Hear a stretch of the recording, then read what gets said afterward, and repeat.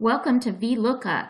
I am going to look up for this list of cookie orders on the left and assign a price per cookie from the list over on the right.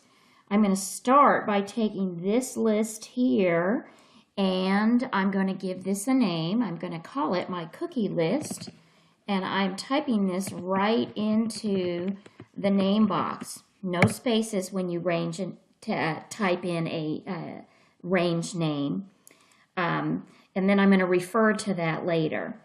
The VLOOKUP, I'm going to start from this cell here, D2, where I want the very first one. If you knew what it was, you could start typing it. I'm going to use my insert function, fx. I'm going to type in VLOOKUP. I'm going to select it from this list. This is handy if you don't know the function you're using because it gives you some explanation. I know I need the VLOOKUP here. And what value am I going to be looking up? I'm going to be looking up from the column B. I'm looking up the type of cookie.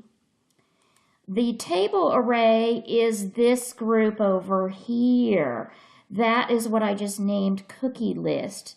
So I'm going to pick that range name, and you'll find that if you've named ranges, you can find on the Formulas tab this Use in Formula. It's super handy if you don't remember what you called it. Now, from this list on my right, it is going to just simply look down that first column. You have to be looking in the first column for a VLOOKUP. V stands for vertical. There's also a horizontal variety. But we're doing the vertical first column. It's going to look and find a match. The column that I want to return is the second column, the price. So in here I'm going to type in 2. That means the second column. Now this range lookup, that's kind of a funny thing for do you want an exact match or a close match, and we actually want an exact match.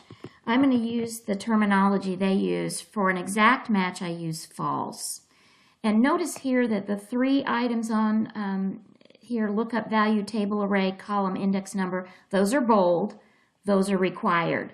This last one is an optional, which is why you see it in normal text, but if you don't put in false for exact match, it will default back to the true. So you don't want that probably. You probably want an exact match. So I put in false, and you'll see there it has looked over on my list and it has returned a $1 price for the chocolate chip cookie. And in this case, I'm simply going to fill that down, and you'll see that it's pulling up $1 for the snickerdoodle that matches, and here for the whiskey snap 75 cents. What makes this awesome is if there is a change, let's say we raise the price of the chocolate chip cookie, what's going to happen then is that it will change within wherever that particular amount is being used. I'll change a few of these and you'll see that my values will change over in the list wherever those are pulling up.